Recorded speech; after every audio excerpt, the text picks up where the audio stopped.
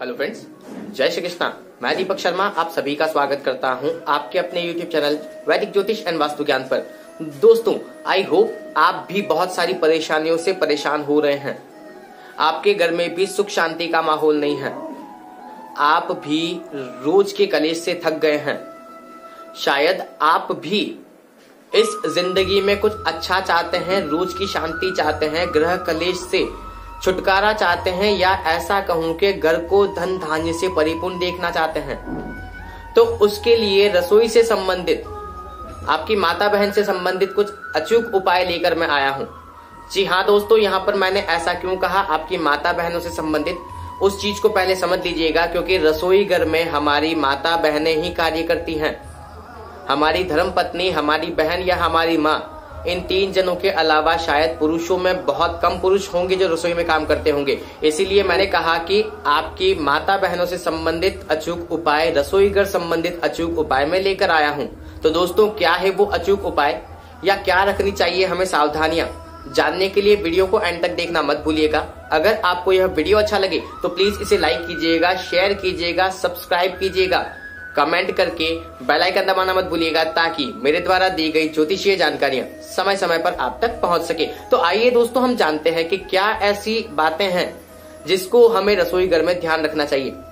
तो दोस्तों, सबसे पहली बात मैं आपको बताना चाहूंगा कि हम जब भी खाना खाते हैं उसके बाद जूठे बर्तन एकत्रित हो जाते हैं। अब कुछ माताएं बहनें सुबह के बर्तन दिन में करती होंगी, शाम को करती होंगी, कुछ माताएं बहनें शाम के बर्तन रात को करती होंगी, और कुछ माताएं बहनें रात के बर्तन सुबह को करती होंगी। तो दोस्तों, ये बात बिल्कुल गलत है।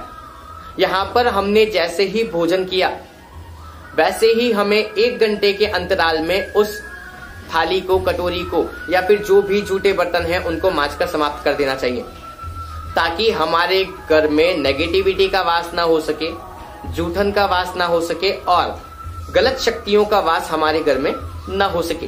कुछ माताएं बहनें रात्रि को जूठे बर्तन छोड़ के सो जाती हैं, तो ऐसा बिल्कुल भी नहीं करना चाहिए। इस बात का आपको विशेष ध्यान रखना चाहिए कि रात्रि को 1 चम्मच भी आपको जूठा नहीं छोड़ना है। जी हाँ, रात को भगवान के भ्रमण करने का समय होता है। हमारे घर परिवार में हमारे घर को एक आशीर्वाद देने का समय रात्रि का होता है भगवान का।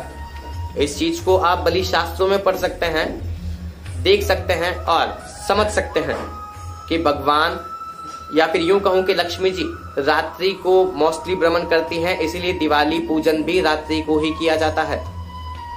तो वहां पर अगर जूठे बर्तन पड़े रहेंगे, कूड़ा करकट कचरा पड़ा रहेगा, तो लक्ष्मी जी आपको आशीर्वाद नहीं देंगी, तिरस्कार कर देंगी। तो इस चीज का आपको स्वतः ध्यान रखना है। दूसरी बात, अगर आप आटा लगाते हैं, उसकी रोटी बनाते हैं, तो या तो आप आटा उतना ही लगाएं जितने की आपके घर में सफिशिएंट रोटी हो सके। आटे को कभी भी लगा करके 4 से 5 घंटे नहीं छोड़ना है।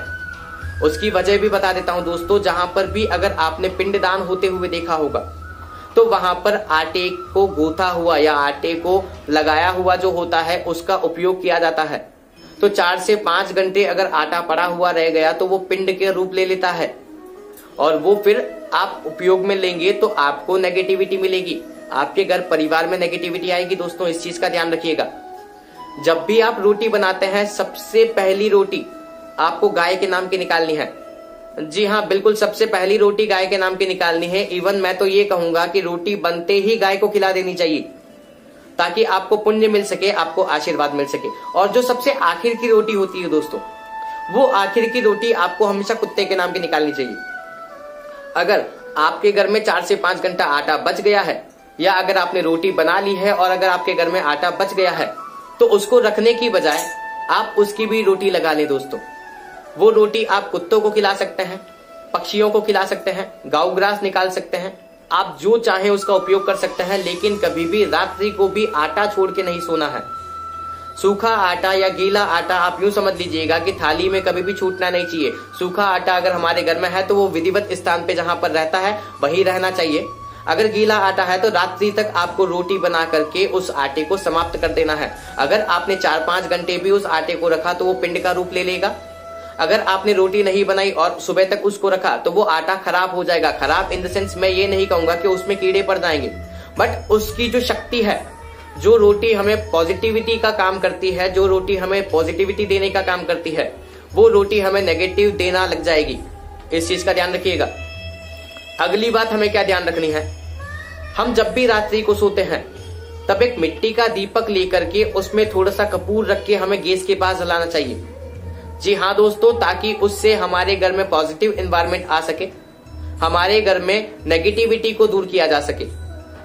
चौथी चीज हमें क्या करनी चाहिए दोस्तों, जब भी आप भोजन बना रहे हैं, चाहे आप दूध गर्म कर रहे हैं, चाहे चाय बना रहे हैं, चाहे आप खाना बना रहे हैं, मेरी इस चीज का बहुत अच्छे से ध्यान रखिएगा, मेरी इस बात का बहुत अच्छे से ध्यान रखिएगा। आपको अग्नि को भोग अवश्य लगाना चाहिए।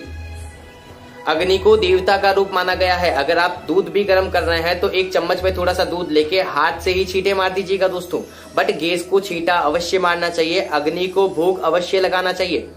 बहुत ज्यादा कारगर और बहुत ज्यादा महत्वपूर्ण साबित होता है अग्नि को भोग लगना। पांचवी चीज आपको क्या करनी है, आप जब भी सवेरे उठते हैं तो प्रातः काल में, जैसे आपने देखा होगा चाय की दुकान पे जब भी चाय बनती है या कोई भी दफ्तर ऑफिस खुलता है तो वहां पर एक तरीके से एक लोटा भर के बाहर डाला जाता है। चाय वाला भी चाय बनाकर सबसे पहले सड़क पर उड़ेल के आता है दोस्तों।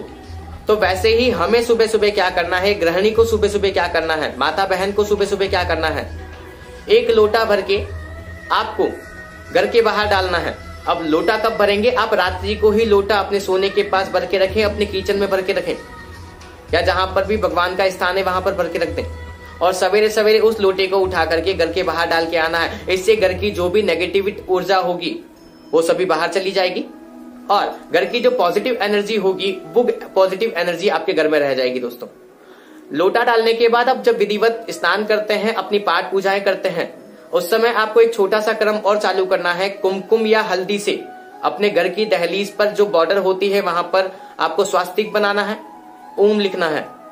इतना सा काम अगर आप करने लग गए तो शायद आपके दाम्पत्य जीवन में जो उतार चढ़ाव आ रहे हैं, आपके घर में जो नेगेटिविटी रह रही है, आप लोगों के आपस में जो झगड़े हो रहे हैं, या फिर आपके घर में धन का जो अभाव चल रहा है दोस्तों, वो नेगेटिविटी, वो अभाव एक पॉजिटिव एनवायरनमेंट में बदलने की पूरी कोशिश करेगा। आजमाया हुआ नुस्खा है, आजमा कर देखिएगा। जितने भी इंस्ट्रक्शन मैंने दिए हैं उन सबको फॉलो करने की कोशिश कीजिएगा। अगर आप झाड़ू पर पांव लगाते हैं या झाड़ू ऐसे स्थान पर पड़ा है जहां पर बार बार रास्ते में आता है तो उसको भी हटा दीजिएगा।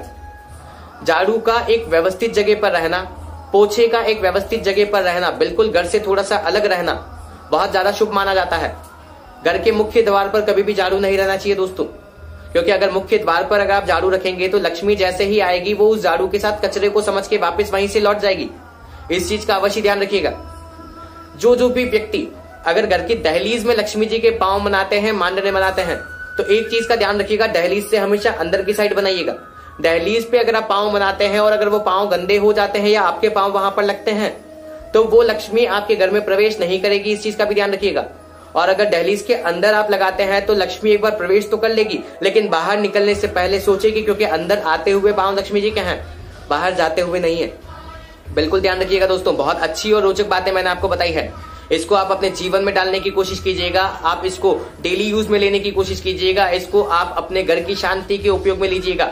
बिना पैसा खर्च किए अचूक उपाय अगर मिल रहे हैं तो उसको करके अपने घर में शांति बनाने की कोशिश कीजिएगा दोस्तों। बस इतनी सी उम्मीद है आपसे। और एक उम्मीद और है कि मेरे द्वारा दी गई ज्योतिषीय जानकारी आप लोगों के लिए संतोषपूर्वक रही होगी, आपको उचित लगी होगी। तो प्लीज अगर आपको यह वीडियो अच्छा लगा है तो इसको लाइक कर दीजिएगा, कमेंट कर दीजिएगा, शेयर कर दीजिएगा, सब्सक्राइब कर दीजिएगा दोस्तों। और सब्सक्राइब करके बेल आइकन दबाना मत भूलिएगा, ताकि मेरे द्वारा दी गई ज्योतिषीय जानकारियां समय समय पर आप तक पहुंच सके। धन्यवाद। राधे राधे।